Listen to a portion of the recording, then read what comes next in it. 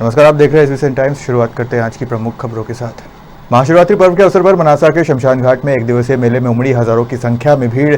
देर रात तक चला आयोजन। प्रतिवर्ष अनुसार इस वर्ष भी शुक्रवार देर शाम 6 बजे से महाशिवरात्रि पर्व के पावन अवसर पर मंदिरों की नगरी मनासा में शमशान घाट में एक दिवसीय मेला आयोजित किया गया। पूरे शमशान घाट को आकर्षक फूलों और रोशनी से सजाया गया। वहीं परिसर में आयोजनकर्ताओं ने बताया करीब 20 साल से शमशान घाट में आयोजन किया जाता है। करीब 15 से 20 हजार लोग पहुंचते हैं और भूतेश्वर महादेव का दर्शन कर आकर्षक झांकियां और मेले का आयोजन का लाभ लेते हैं। शमशान घाट महिलाओं का प्रवेश वर्जित रहता है। बावजूद केवल महाशिवरात्रि पर्व पर महिलाएं सबसे ज्यादा संख्या में पहुंचती है। देर शाम 6 बजे से शुरू हुआ आयोजन रात भर चला, जिसमें हजारों की संख्या में लोगों ने पहुंचकर भूतेश्वर महादेव के दर्शन लाभ लेकर प्रसादी ग्रहण की और मेले का आयोजन का लाभ लिया। मनासा अनुविभागीय अधिकारी एसडीएम पवन बारिया और तहसीलदार बीके मकवाना ने प्रशासनिक अधिकारियों के साथ शमशान घाट पहुंचकर दर्शन कर व्यवस्थाओं का जायजा लिया। जिला मुख्यालय से 30 किलोमीटर दूर मनासा शहर स्थित मंदिरों की नगरी मनासा में मोक्षधाम पर प्रतिवर्ष महाशिवरात्रि के अवसर पर मेला आयोजित किया जाता है। यहाँ पर प्रतिवर्ष हजारों की संख्या में दर्शन करने दर्शनार्थी पहुँचते हैं, जो आस्था और विश्वास का प्रतीक है। मनासा, नीमच और मध्य प्रदेश में पहला मनासा शहर ऐसा है जहां मोक्षधाम पर रात्रि में मेला आयोजित किया जाता है और हजारों की संख्या में यहां पर दर्शनार्थी पहुंचते हैं। इस वक्त हम मौजूद हैं मनासा के शमशान घाट स्थित मंदिर परिसर में। 20 वर्षों से भी अधिक समय से यहाँ की एक संस्था जो हिंदू धार्मिक एवं पारमार्थिक ट्रस्ट मोक्षधाम समिति है, यह इस मेले का निरंतर आयोजन करती है और हमारा यह प्रयास होता है कि यह निरंतर जो यहाँ हम कार्य करते हैं इसमें और सुंदरपन आए। यहाँ की जो महिलाएं विशेष रूप से इस दिन यहाँ आकर इस मोक्षधाम परिसर का अवलोकन करती है और यहाँ जो सजीव और अन्य झांकियाँ इलेक्ट्रॉनिक है उनका आनंद लेती है। निश्चित रूप से महिलाओं के लिए आज का ये जो पर्व है, इस मोक्षधाम में विशेष रूप से हम महिलाओं को ध्यान में रखते हुए इस पर्व का आयोजन करते हैं, क्योंकि महिलाएं वर्ष में केवल एक ही दिन ऐसा है जहां मोक्षधाम में आकर इन सब चीज़ों को देखने का आनंद लेती है कि किस प्रकार से यहाँ का मोक्षधाम कार्य करता है। निश्चित रूप से हम शिव से संबंधित सभी झांकियाँ बनाते हैं और उन झांकियों का सभी लोग आनंद लेते हैं। लगभग 15,000 से अधिक दर्शनार्थी प्रतिवर्ष यहाँ आते हैं और हम यहाँ प्रसाद का भी वितरण करते हैं। निश्चित रूप से यहाँ के इस कार्यक्रम की यही नहीं, आसपास के सभी लोग भी प्रशंसा करते हैं और इसके कारण से हमारा मनोबल हर वर्ष बढ़ता है और इसमें कुछ न कुछ सुंदरता लाने के लिए हम निरंतर प्रयास करते हैं। मनासा मोक्षधाम भगवान भूतेश्वर महादेव के परिसर में यहाँ प्रतिवर्ष लगभग 20 वर्षों से भी अधिक समय से हम मेला आयोजित करते हैं और सुंदर झांकियों का चित्रण करते हैं। बाहर से भी झांकियाँ मंगवाई जाती है और यहाँ के बाग बगीचे देखने लायक स्थान, एक रमणीक स्थल टाइप है। मोक्षधाम जरूर है ये, परंतु यहाँ महिलाएं, बालक बालिकाएं सब पूरे गांव के लगभग 20,000 लोग दर्शन करने आते हैं। भव्य आयोजन होता है। सभी नगरवासियों को मैं शुभकामना देता हूँ एवं आग्रह करता हूँ कि ज़्यादा से ज़्यादा संख्या में पधार कर झांकियों का एवं आनंद लें। मध्य प्रदेश शासन के आदेशानुसार मंदसौर नगर पालिका परिषद में लोक अदालत लगाई। लोक अदालत में संपत्ति कर, जल कर, शिक्षा उपकर आदि में करदाताओं को 50% से लगाकर 100% छूट प्रदान की गई। 9 मार्च को मंदसौर नगर पालिका परिसर में लोक अदालत लगाई गई। लोक अदालत में करदाताओं को नगर पालिका के विभिन्न करों की पेनल्टी में 50% से लेकर 100% तक की छूट दी गई। नगर पालिका के राजस्व विभाग द्वारा नगर पालिका परिसर में टेंट लगाकर लोक अदालत लगाई, ताकि करदाताओं को लोक अदालत के माध्यम से छूट प्रदान की जा सके और नगर पालिका का बकाया राजस्व नगर पालिका को प्राप्त हो सके। ये लोक अदालत का है। इस पर हर बार लोक अदालत लगती है अपने यहाँ। इसमें अधिभार में छूट दिए जा रहे हैं। संपत्ति कर, जल कर में 50%, 75% और 100% छूट दी जा रही है। PS धारवे कार्यपालन मंत्री। शासन निर्देश अनुसार आज लोक अदालत 9 मार्च का आयोजन किया गया है, जिसमें संपत्ति कर, समेकित कर, शिक्षा उपकर, नगरीय विकास उपकर एवं जल कर पर शासन नियम अनुसार छूट प्रदान की जा रही है, जिस पर उपभोक्ताओं द्वारा उत्साह दिखाते हुए छूट का लाभ लिया जा रहा है। किस तरह से व्यवस्था की गई उपभोक्ता के लिए छाँव की व्यवस्था की गई है, पानी की व्यवस्था की गई है, कुर्सियों की व्यवस्था की गई है और किसी प्रकार की परेशानी नहीं हो, इसके लिए सभी ARIU के सामने संबंधित वार्डों का विवरण लिख दिया गया है। राजेश दावरे। नीमच शहर के प्राइवेट बस स्टैंड रोड पर श्री अमर ज्योतिर्लिंग महादेव मंदिर पर शिवरात्रि के पर्व पर विभिन्न प्रकार के आयोजन कर शिवरात्रि का पर्व बड़े ही धूमधाम से मनाया गया। रात्रि में सुंदरकांड पाठ का आयोजन किया गया था। वहीं सुबह भगवान भोलेनाथ का झांकी बनाकर श्रृंगार किया गया व महिलाओं के द्वारा भजन कीर्तन आयोजित किए जा रहे हैं। कन्या पूजन का भंडारे का आयोजन भी किया, जिसमें बड़ी संख्या में श्रद्धालु भंडारे की प्रसादी ग्रहण करने पहुंचे। यह आयोजन प्रतिवर्ष आयोजित किया जाता है। शिवरात्रि का पर्व महत्वपूर्ण पर्व होता है, हर शिवालयों में मनाया जाता है। 8 मार्च महाशिवरात्रि पर्व श्री अमर ज्योतिर्लिंग महादेव मंदिर रोडज बस स्टैंड पर बनाया गया। उसी उपलक्ष्य में 8 तारीख को रात्रि को सुंदरकांड का आयोजन रखा गया था। आज 9 तारीख को सुबह 11 बजे कन्या पूजन के दौरान विशाल महाप्रसादी का आयोजन रखा गया है। ये प्रसादी श्री अमर ज्योतिर्लिंग महादेव मंडल एवं सभी के सहयोग से ये कार्यक्रम संपन्न होता है। ललित पाटीदार। तृतीय वर्ग न्यायिक कर्मचारी संघ के चुनाव रविवार को अध्यक्ष पद के लिए 3 उम्मीदवार चुनावी मैदान में जिले के 119 कर्मचारी करेंगे मतदान। गौरतलब है कि प्रत्येक 3 वर्ष में संघ के चुनाव किए जाते हैं। ये चुनाव रविवार 10 मार्च को नीमच न्यायालय परिसर में संपन्न होंगे। इस बार अध्यक्ष पद के लिए 3 उम्मीदवार चुनावी मैदान में हैं, जिन्हें जिले के 119 न्यायिक तृतीय वर्ग कर्मचारी मतदान करेंगे। इस बार अध्यक्ष पद के चुनाव में 3 प्रत्याशी मैदान में हैं, जिसमें संदीप गोठवाल, जय कुमार पांडे और महेश कुमार जांगड़े शामिल है। मतदान रविवार सुबह 9 बजे से दोपहर 12 बजे तक होगा। वहीं मतगणना दोपहर 12:30 बजे से प्रारंभ होगी। सर्वाधिक मत हासिल करने वाले प्रत्याशी को अध्यक्ष चुना जाएगा। बाद में नवनिर्वाचित अध्यक्ष अपनी नव कार्यकारिणी का गठन करेगा। चुनाव को लेकर कर्मचारियों और प्रत्याशियों में खासा उत्साह देखा जा रहा है। हाँ, त्रिवार्षिक ये हमारे संघ का निर्वाचन होना है, उसमें मैंने नामांकन भरा है। अपने वरिष्ठ साथियों का आशीर्वाद और कनिष्ठ साथियों का सहयोग लेकर के इस बार मैं खड़ा हुआ हूँ और सभी से मैंने निवेदन करा है कि मुझे भारी मतों से विजय बनाए और मैं जितना प्रयास अपने स्तर पे कर सकूँगा उतना मैं करूँगा। मेरे लिए गौरव की बात है कि मैं उप प्रांताध्यक्ष के सामने चुनाव लड़ रहा हूँ। अगर इसमें उनका भी आशीर्वाद मैंने लिया है और इसी शुभकामनाओं के साथ मेरा नाम संदीप गोठवाल, जिला न्यायालय नीमच।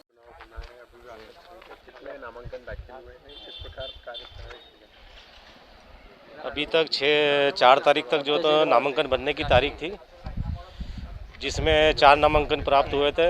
श्री महेश कुमार जी जांगड़े जो उप प्रांतीय अध्यक्ष हैं मध्य प्रदेश न्यायिक कर्मचारी संघ के, श्री संदीप कुमार जी गोठवाल, श्री जय कुमार जी पांडे और श्री उपेंद्र राठौर के द्वारा नामांकन दाखिल किए गए थे। 5 और 6 जो तारीख थी वो अपने नामांकन फॉर्म उठाने की थी, जिसमें श्री उपेंद्र राठौर के द्वारा अपना नामांकन पत्र उठा लिया गया और 3 जो प्रत्याशी श्री महेश जी जांगड़े, श्री संदीप कुमार गोठवाल और श्री जय कुमार पांडे ये यथावत अपने रखे गए था। जो मतदान है वो 10 तारीख को है, प्रातः 9 से 12 बजे के बीच होगा और जो मतगणना है 12:30 बजे होगी। उसके बाद जो सर्वाधिक मत प्राप्त करेगा उसको विजयी घोषित करें। और ये पूरी चुनाव प्रक्रिया संपन्न कराने में हमारे निर्वाचन अधिकारी श्री मनीष जोशी है, उनके द्वारा जो जिला अभिभाषक संघ के अध्यक्ष भी है और हमारे निर्वाचन अधिकारी भी है, उनके द्वारा ये पूरी निर्वाचन प्रक्रिया संपन्न कराई जाएगी। उनके करकमलों द्वारा विजय प्रत्याशी को प्रमाण पत्र प्रदान किया जाएगा। तीनों प्रत्याशी अपने अपने स्तर पे विजयी होने का प्रयास कर रहे हैं, पर हमारे यहाँ जो देखा गया है सभी कर्मचारियों में आपसी सामंजस्य बना के काम कर रहे हैं। चुनाव तो एक प्रक्रिया है, पर कर्मचारी में किसी प्रकार का मनभेद नहीं हो, इस बात को भी हम मॉनिटरिंग कर रहे हैं कि आदमी कई अपने जोश में आके गलत वक्तव्य नहीं देता। पूरी मॉनिटरिंग चल रही है, व्हाट्सएप पे भी चल रही है। इसी प्रकार हम चुनाव करवाएंगे। 10 तारीख को हमारा चुनाव है। ठीक है। दीपेंद्र दीवान। शुक्रवार को श्री गुर्जरखेड़ा धाम पर महाशिवरात्रि महोत्सव हर्षोल्लास के साथ मनाया गया। जिले के जावी गांव में प्रतिवर्ष अनुसार इस वर्ष भी शिवरात्रि के पावन अवसर पर चूल का आयोजन किया गया। इसमें बड़ी संख्या में लोग दहकते अंगारों पर से नंगे पैर गुजरे। मान्यता है कि ऐसा करने से स्वास्थ्य लाभ और बाधाओं से मुक्ति मिलती है। वहीं सुबह से ही मंदिर में पूजन अर्चन का दौर शुरू हुआ, जो शाम तक चलता रहा। श्री गुर्जरखेड़ा सरकार और वीरभद्र स्वरूप अघोरीनाथ मंदिर पर विराजित सभी देवताओं का मंत्रोच्चार के साथ मंदिर समिति द्वारा पूजन किया गया। मंदिर समिति सदस्यों व सेवादारों ने 17 फीट लंबी चूल का पूजन कर चूल में अग्नि प्रज्वलित की। महाआरती के बाद उपस्थित लोग नंगे पैर 17 फीट लंबे धधकते अंगारों की चूल से निकले। इस दौरान लोग ओम नमः शिवाय, हर हर बम बम का जयकारा करते हुए दिखाई दिए।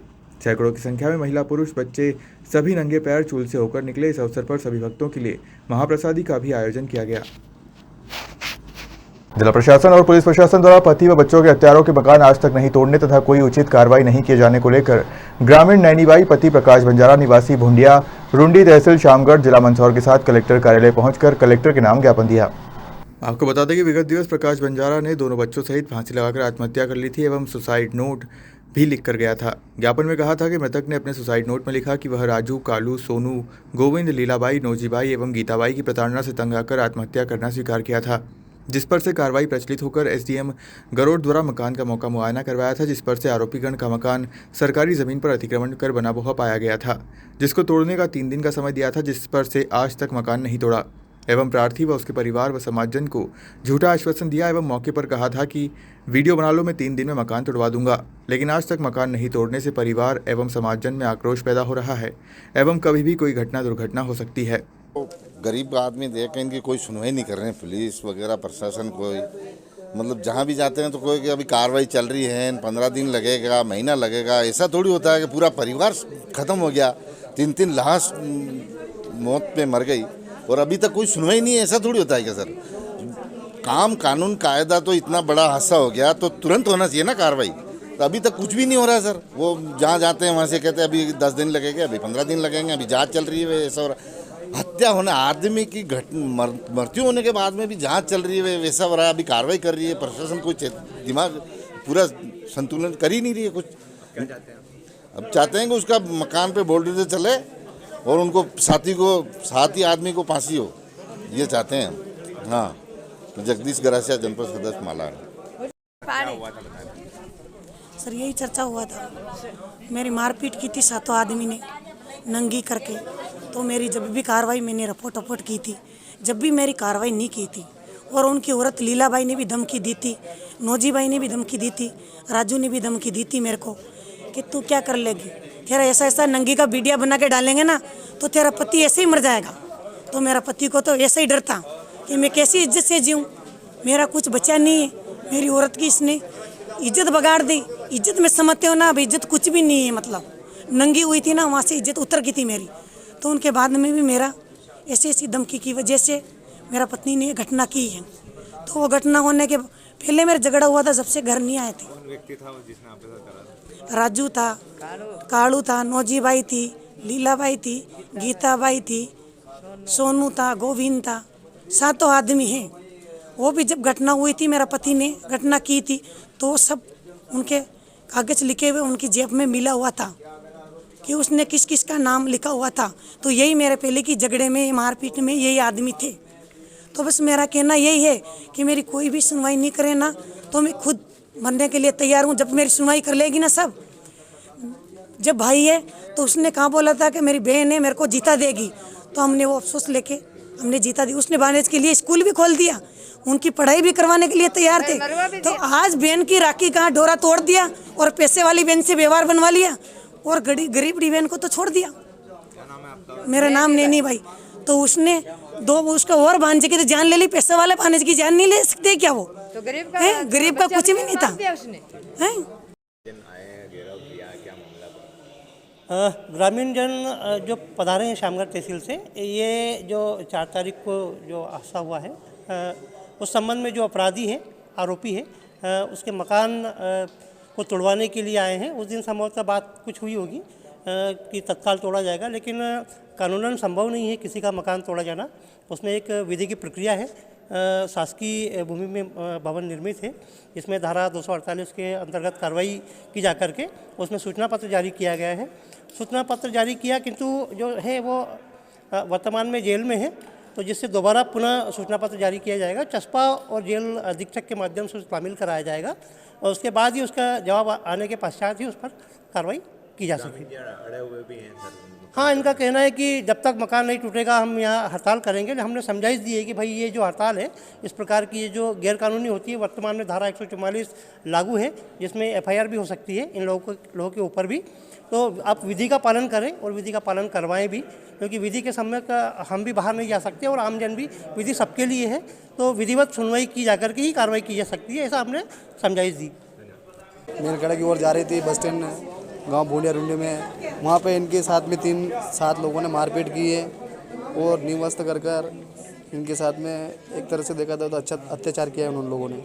और उसके बाद में ये रिपोर्ट करने की महिला जो इनके द्वारा बोला गया था वो रिपोर्ट वहाँ पर नहीं लिखी गई। पुलिस ने उनकी मर्जी से जो भी लिखना था वो लिखकर FIR बोला कि FIR कर दी भाई। अगर वो उसी समय FIR अच्छे तरीके से होती तो आज ये घटना घटित नहीं होती सर।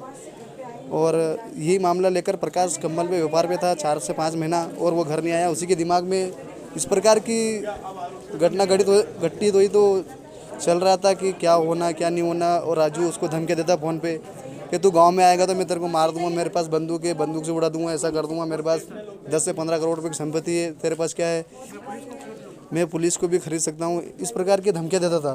क्या डिप्रेशन में वो आके ना आत्महत्या की पहले तो? वो सर बिजनेस से जब घर पे है तो आया नहीं, लेकिन शामगढ़ तहसील के वहाँ पे कुछ आया था, वहाँ रहा था 1-2 दिन वो। उसने बोला कि मेरे को बच्चे से मिलना है, इस प्रकार उसने बच्चे को बुलाया था। और दूसरे दिन बोला गया कि मैं बच्चे को लेकर घर पे आ जाऊँगा, तो उस समय वो आया नहीं। और उसको डर था कि हालांकि राजू मेरे घर जाने के बाद मेरे को मारेगा ना, ये डर था उसको, इसीलिए उसको बहुत उस्काया गया, प्रताड़ित किया सर उसको। इसी के चलते उसने आत्महत्या। हम ये चाहते हैं कि आरोपी का मकान जल्द से जल्द टूटना चाहिए सर। इस प्रकार कार्रवाई क्यों नहीं हो रही सर? कार्रवाई नहीं हो रही है। अगर मकान नहीं तोड़ा गया तो अगला कदम क्या आप यहाँ बैठे रहेंगे? कार्रवाई अगर नहीं हुई, मकान नहीं तोड़ा गया तो अगला कदम हमारा है, हम यहाँ से जाएंगे नहीं।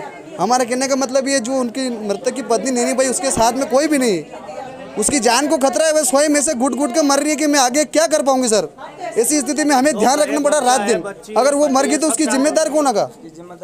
शासन और प्रशासन को लेनी पड़ेगी। और इसी बात को लेकर हम कलेक्टर ऑफिस में आए। अगर हमारी ये सुनवाई नहीं हुई तो नैनी भाई यहाँ पर आत्महत्या करके मरेगी, उसके जिम्मेदार हो गए प्रशासन। मेरा नाम सर वकील गरासिया है। मध्य प्रदेश के मंदसौर जिले के इस गांव नाहरगढ़ के सूर्यवंशी समाज के लोग रविदास सामुदायिक भवन की जमीन आवंटित नहीं होने के कारण अनिश्चितकालीन मौन धरने पर नगर के बस स्टैंड पर ग्राम पंचायत के सम्मुख टेंट लगाकर धरने पर बैठे। लगातार दूसरे दिन भी धरना जारी है। उनकी मांग है कि सामुदायिक भवन की जमीन आवंटन जल्द से जल्द किया जाए। उल्लेखनीय है कि क्षेत्रीय विधायक हरदीप सिंह डंग ने विगत साल 5 फरवरी 2023 को रविदास जयंती के उपलक्ष्य में नाहरगढ़ के सत्संग भवन में समाज के सम्मुख क्षेत्रीय विधायक ने 2 लाख रुपए की घोषणा सूर्यवंशी समाज की सामुदायिक भवन बनाने के लिए की थी और पैसा भी समाज को मिल गया था, जिसमें समाज के लोगों ने 1 लाख रुपए टीन शेड बनवाया और 1 लाख रुपए समाज खाते में मौजूद है। भूमि सर्वे नंबर 850 पर 21 सारी जमीन नाहरगढ़ में ही है जो सामुदायिक भवन के लिए मंजूर की थी।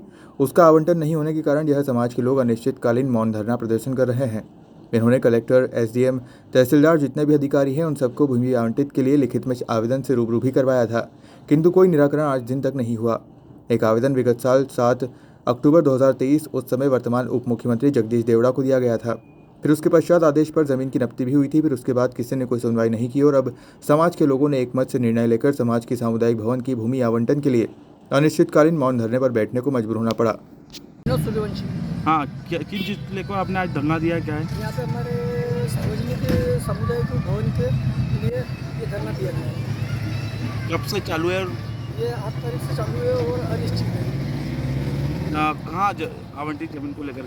ये खसरा नंबर अपने 850 के वहाँ के हमने ये धरना दिया। आपको छोड़ो। ये संत रविदास सामुदायिक भवन को लेकर धरना दिया जा रहा है और ये विधायक जी की घोषणा हुई इस पे। ये 5 फरवरी 2023 को घोषणा विकास यात्रा में पहली घोषणा हुई थी, माननीय हरदीप सिंह जी की घोषणा। इस घोषणा के थ्रू विधायक निधि के 2 लाख भी स्वीकृत हुए हैं और 2 लाख में से 1 लाख प्राप्त हो चुके हैं और 850 सर्वे नंबर है 21 सारी, वो नंबर हमने दिया था कि इस नंबर को आवंटन कर दिया जाए, उस पर विधायक निधि का काम चला जाए। अब आवंटन में क्या दिक्कत आ रही है आपको? आवंटन में दिक्कत आ रही है, हमारे तरफ से शासकीय कागज सारे जमा हो गए कलेक्टर साहब के वहाँ पे। अब कलेक्टर साहब इसको आवंटन करें तो विधायक निधि के पैसे लगे। ये धरना 8 तारीख से धरना लगा रहे हैं, अनिश्चितकालीन धरना रहेगा जब तक हमारा कार्य पूरे कलेक्टर साहब द्वारा जमीन आवंटन नहीं होगी, वहाँ तक धरना रहेगा। इस धरने को लेकर अधिकारी कोई आया नहीं? इस धरने को लेकर अधिकारी तहसीलदार साहब आए थे और उनके द्वारा आश्वासन दिया गया है कि तुम उठ जाओ, धरना छोड़ दो और हम तुम्हारा काम कर देंगे। अब वहाँ तक मांग पूरी नहीं होगी, वहाँ तक अनिश्चित धरना रहेगा और धरने के बाद हम भूख हड़ताल पर भी बैठ सकते हैं। फिलहाल खबरों में सिर्फ इतना ही। आप देखते रहिए SBCN टाइम्स।